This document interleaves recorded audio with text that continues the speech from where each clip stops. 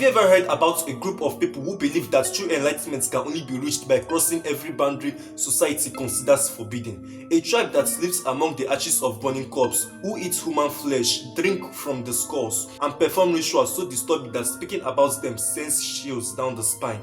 Tonight's story takes us deep into India along the banks of the sacred Ganges River, where an ancient cult walks the line between life and death. This is the chilling, real story of the Aghori tribe and what they do in the darkness. But before we begin, remember, once you step into this world, there is no turning back. Watch to the end if you dare, because the final part of this story will change the way you see human nature forever. The Aghori are not ordinary people. To outsiders, they appear like ghosts covered head to toe in ash from human cremation sites, wearing nothing but the bone remains of the dead. Their eyes stare deeply as if they are seeing through your soul, and their presence creates an unsettling silence, as if death itself follows them. According to history, the Aghori believe that all things, good and evil, pure and impure, are equal. They believe there is no difference between a corpse and a living body, between holiness and sin. To reach the highest spiritual power, they must destroy fear, destroy shame, destroy every boundary, and that even includes eating human flesh. But they don't kill. Instead, the Aghori wait in cremation grounds near Varanasi,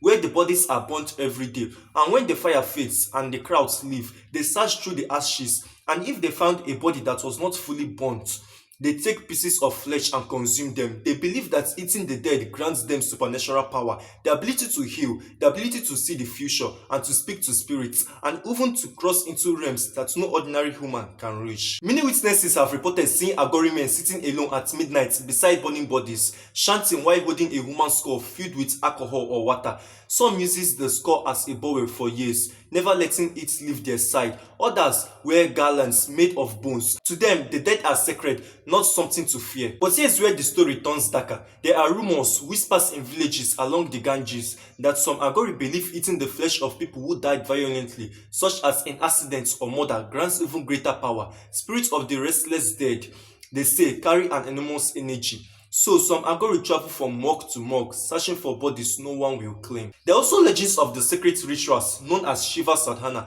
where an Aghori man sits upon a corpse for an entire night, calling upon spirits to speak through the body. Some say the dead open their eyes and deliver prophecy. Others say the ritual can drive a man insane forever. People living near the cremation grounds claim that they have heard cries at night, screams that do not sound human. But despite the terror surrounding them, the Aghori are not seen as evil by everyone. Some believe they have miraculous power of healing.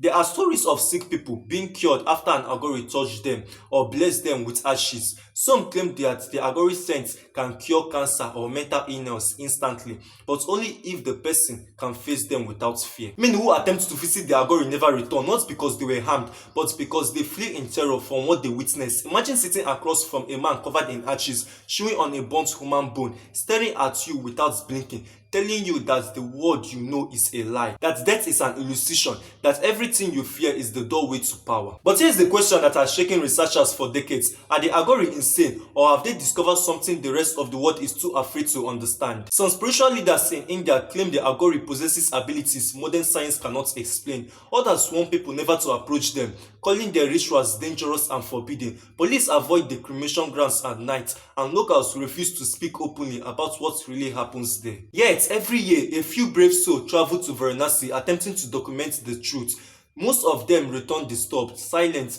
refusing to share what they saw. A few claim the footage they captured vanished mysteriously. One journalist said he felt like he was being watched by something he could not see, something cold, something ancient. So the mystery remains, are the Aghori truly enlightened, or are they walking proof of what humanity becomes when all moral boundaries disappear? Whatever the truth is, one thing is undeniable: the Aghori are real, their practices are real, and deep along the riverbanks of Varanasi, where smoke rises from the burning bodies every single night, they continue their dark rituals, waiting for the next soul who dares to witness. And now you know their story. Would you walk into the cremation grounds at midnight? Would you stare into the eyes of a man who eats the dead, or would you run? Tell me in the comments below, if you meet the Aghori face to face, would you stay or run? So guys, so I've come to the end of this video. If you're a fan of strange, dark and mysterious storytelling, do it to smash that subscribe button so you never miss any of our uploads. And do it to give this video a thumbs up so it can reach to other people who are interested in it.